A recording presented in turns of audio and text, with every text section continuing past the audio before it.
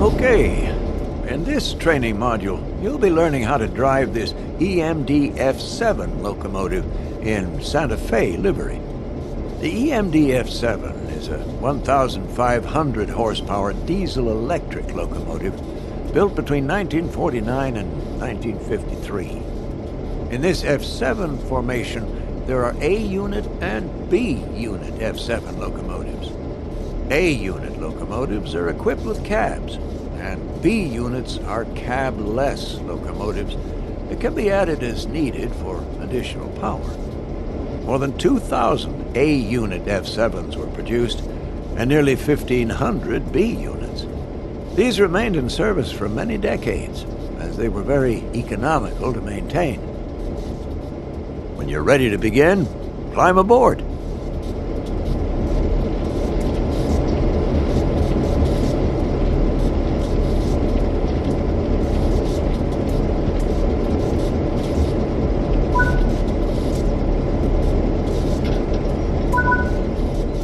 Sit in the engineer's seat.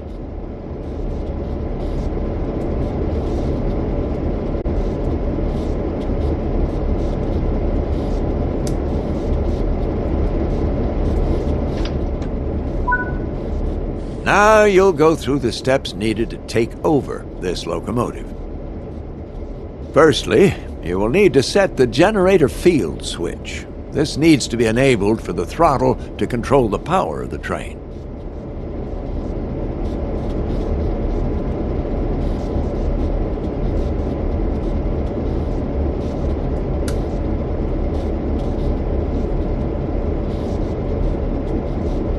Set the transition handle to the series parallel setting so the throttle will work correctly.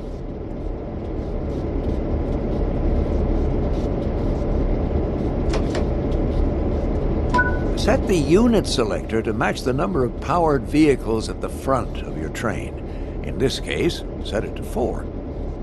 Now, the purpose behind this selector is complex, and the exact way it works is beyond the scope of this training module. Simply set it to the correct value when you get into the cab, and it'll do the rest for you.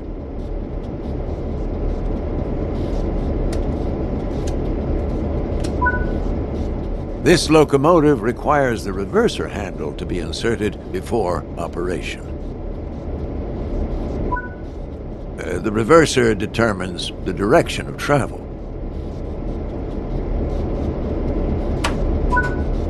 Switch the front headlights on. Together, all locomotives must have their headlights on. Turn the gauge lights on so that you can clearly see the gauges. Ensure the rotaire valve is set to the freight setting.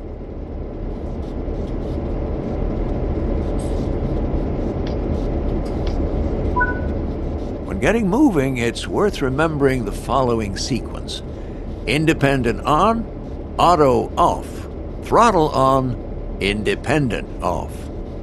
Let's go through that slowly and understand why. First, fully apply the independent brake. Now, this will ensure that regardless of anything else, your train won't move. Next, fully release the automatic brake.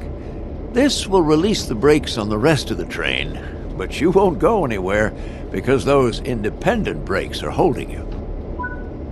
Now, apply a small amount of throttle and verify that power is generated.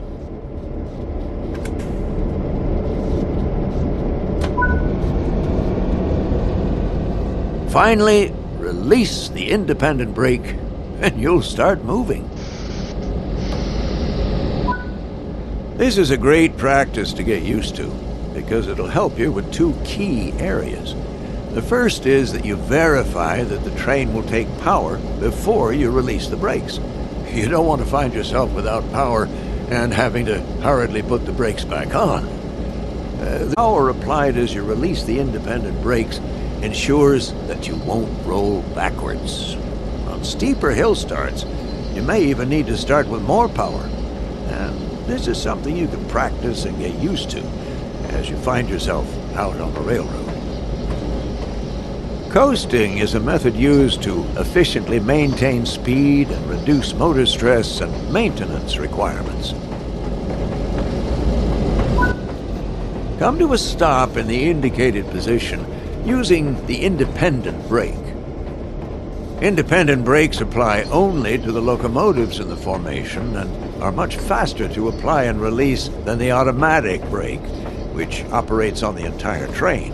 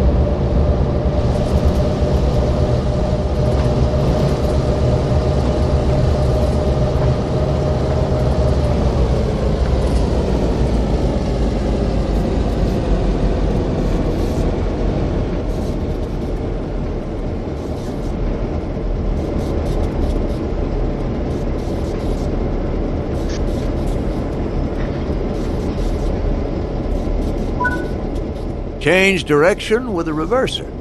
Then change the junction indicated, either by walking over to it or using the map.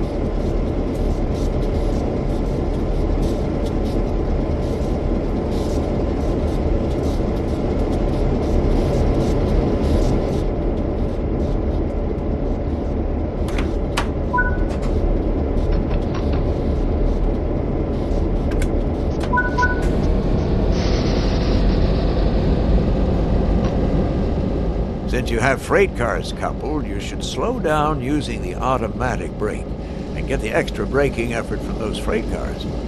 The automatic brake applies brakes throughout the entire train.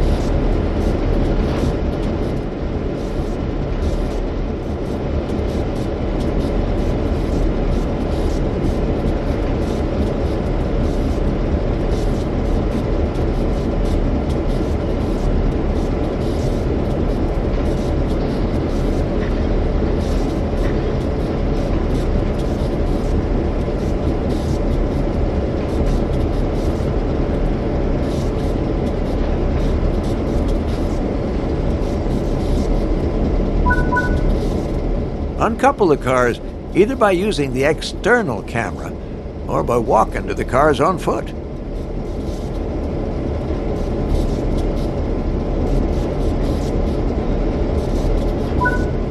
That's it for this training module.